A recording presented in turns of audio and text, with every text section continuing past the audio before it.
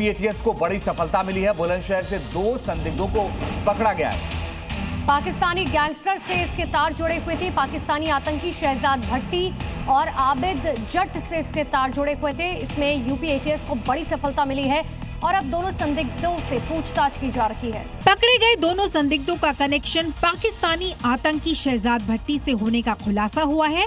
दोनों संदिग्धों पर देश विरोधी गतिविधियों में शामिल होने का आरोप है। एटीएस को पिछले काफी समय से इन संदिग्धों की गतिविधियों के बारे में खुफिया इनपुट मिल रहे थे, जिसके बाद पुलिस ने ये कार्यवाही की है।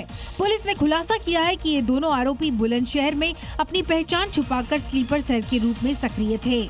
और बड़ी खबर आपको बता दें, यूपी के संत कबीर नगर से एक युवक की हत्या की गई है। बताया जा रहा है कि धारदार हथियार से यह हत्या कांड को अंजाम दिया गया और हत्या के बाद संत कबीर नगर में जमकर बवाल हुआ है। भीड़ ने आरोपी की दुकान को फूंक दिया। आरोपी की दुकान और बाइक को फूंका गया। एक मुस्लिम युवक पर हत्या का आरोप लगा है, जिसके बाद इलाके में तनाव की स्थिति।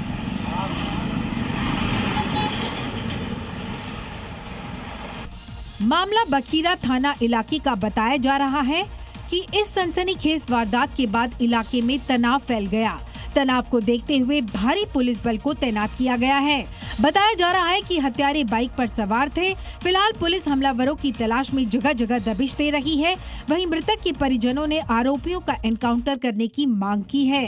खबर यूपी के जौनपुर से है। प्राचीन दुर्गा मंदिर की प्रतिमा खंडित। आक्रोशित ग्रामीणों ने वहां पर प्रदर्शन किया। पुलिस ने फिलहाल मोर्चा संभाल लिया है। बड़ी खबर यूपी के जौनपुर से आपको बता रहे हैं, जहां पर एक मां दुर्गा की मूर्ति खंडित होने का ये पूरा मामला है, जिसके बाद इलाके में तनाव।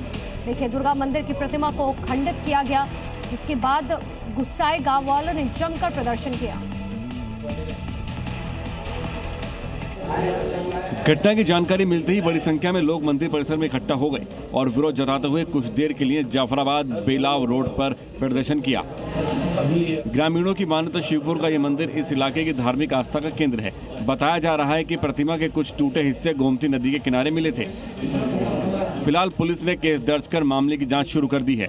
साथ ही पुलिस ने लोगों से शांति अपील की, कड़ी कार्रवाई का आश्वासन दिया है। यूपी में समाजवादी पार्टी में टूट के दावे पर सियासत गर्म है। ओपी राजभर ने समाजवादी पार्टी में बड़ी टूट का दावा एक बार फिर से दोहराया और इस बार तो निषाद पार्टी ने इसका समर्थन भी किया। हालांकि समाजवादी पार्टी का दावा है कि पार्टी अटूट है, सांसद एकजुट है और टूट का दावा सिर्फ अफवाह है।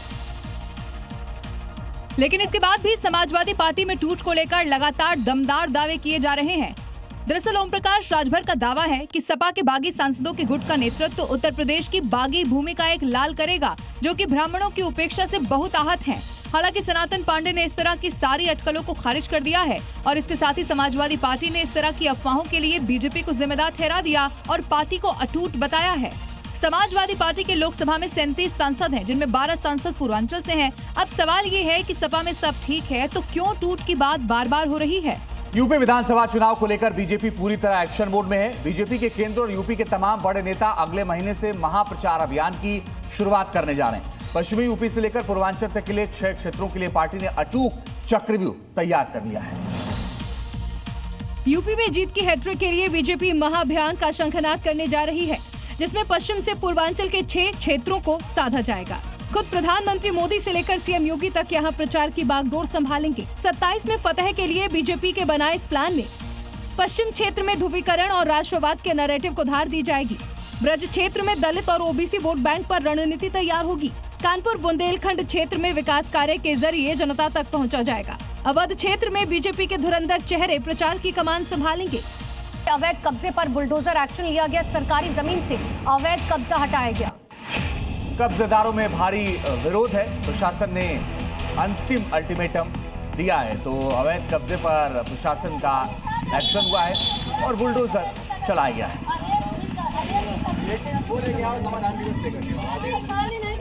प्रशासन ने सरकारी जमीनों से अतिक्रमण हटाने की मुहिम तेज कर दी है। प्रशासन के बुलडोजर एक्शन के बाद अतिक्रमणकारियों में हड़कंप मच गया है। जिस वक्त ये कार्रवाई हो रही थी उस वक्त तीखी नोकझोंक भी देखने को मिली। इस दौरान राजस्व निरीक्षण के साथ पुलिस की मौजूदगी भी रही। इस दौरान पुलिस ने अतिक्रमणकारियों को अल्टीमेटम दिया कि अगर खुद कब्जा नहीं हटाया तो बुलडोजर एक्शन होगा। अब खबर वाराणसी से, जहां माफिया और गुंडे सीधे पुलिस को चैलेंज कर रहे हैं। बदमाशों ने अधिकारियों को धमकाकर अवैध खनन में जब्त गाड़ियों को छुड़ा लिया, तो वहीं कैंट इलाके में दहशत फैलाने के लिए एक युवक ने सरेआम फायरिंग की। और अब इनकी दहशत की तस्वीरों को देखिए। पलटी हुई सरकारी गाड़ी बता रही है कि माफिया योगी फोर्स को चैलेंज कर रहे हैं, तो वहीं कैंट इलाके में एक बदमाश ने दरादन फायरिंग कर दहशत फैलाने की कोशिश की।